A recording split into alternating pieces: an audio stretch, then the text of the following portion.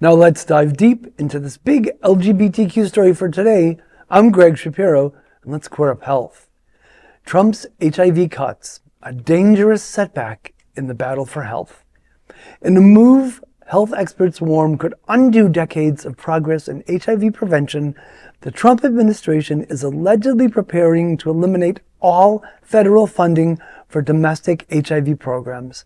The decision, which could be announced any time in the coming days, would shut down the Centers for Disease Control and Prevention's HIV Prevention Division. This will halt all federally funded efforts. Jarir Radavosian, a global health expert at Yale University, said, quote, "This is a dangerous move. Putting prevention programs on hold today means paying a much higher price tomorrow in lives, economic stability, and public health," end quote. The cuts, which are part of a broader restructuring effort, would have severe consequences for organizations like the LGBT support centers, which rely on federal funding to offer HIV testing, pre-exposure prophylaxis, and linkage to treatment. Experts argue that halting HIV prevention now, at a time when the U.S. is on the brink of ending the epidemic, risks reversing hard-won progress. Well, this is just the latest example of Trump's mission to undo progress achieved by previous administrations because he's so jealous that anyone did something successfully. Unfortunately, this is also one that affects so many in our community. Yeah. But 47 doesn't care. He's on his unstoppable revenge mission, no matter the cost and the lives lost. Yeah. Right? Yeah. Vaughn, undoing decades of progress. Right. How does that wash over you? Well, it's interesting because we knew this was coming. We heard it was coming as rumors, and obviously it happened. There's food for thought, and that is, I just came back from the HIV Cure Academy that I went to, but the discussion has been why give, and I've said this when they said insurance was going to be covering PrEP, and I'm like, for how long? I mean, I remember us talking about that going, really? Is it going to be free? And my initial take is they're looking at it as we need to take care of the people who are living with HIV and get them virally suppressed, to be focused on that versus paying for medication to not get something. Right or wrong, but I think they're looking at, I think what we're going to see is more focus on, I'd like to think, on people who are living with HIV to get those individuals virally suppressed, because that's what's really going to end the epidemic. It's not going to be PrEP that ends the epidemic. It's going to be viral suppression. But at the same time, that there's all of these programs, regardless of what end it is has a target on their ass. Yeah. Because I know in past conversation with other anchors who are all in the healthcare community that the biggest portion of PrEP also is aimed at people of color and straight people. Right. Yeah. Yep. And the biggest growth, especially in South Florida, is in the people of color and straight people.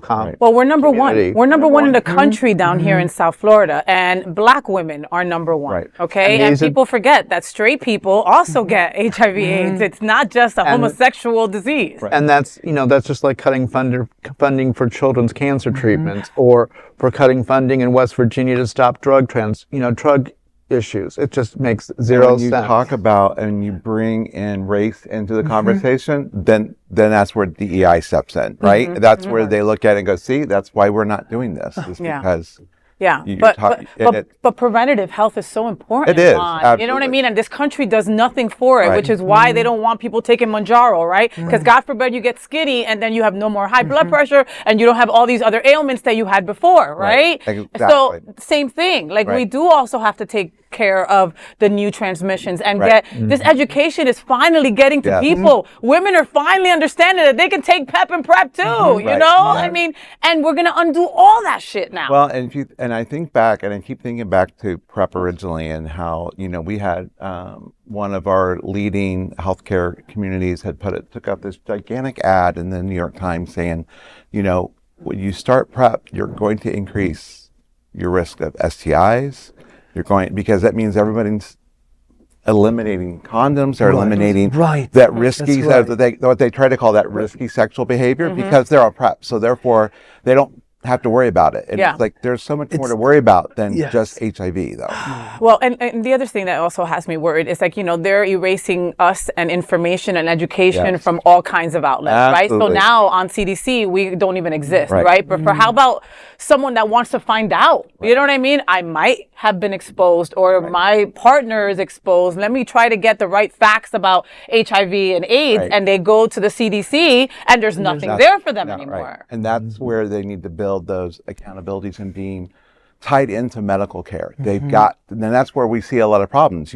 People who live with HIV, they say are going to live longer. Why? Because they're in medical care. They're seeing their doctors every 3 months. Yep. Most men, and I'll say men, if they're not living with HIV, they're not seeing their doctors until, okay, there's something. So they have to. That's a problem. Right, or I'm on my way to the emergency room, and it's like, oh, I've got a heart problem. I got to get a stent. I've got to. Yeah.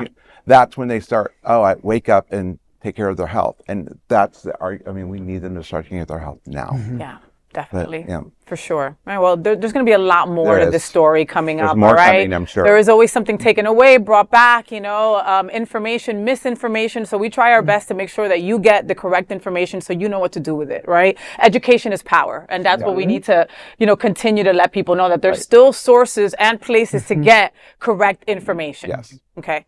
So that is the big LGBTQ story for today. There is no other queer nonprofit media platform like this in the entire world. Support our LGBTQ stories by subscribing and sharing Queer News Tonight.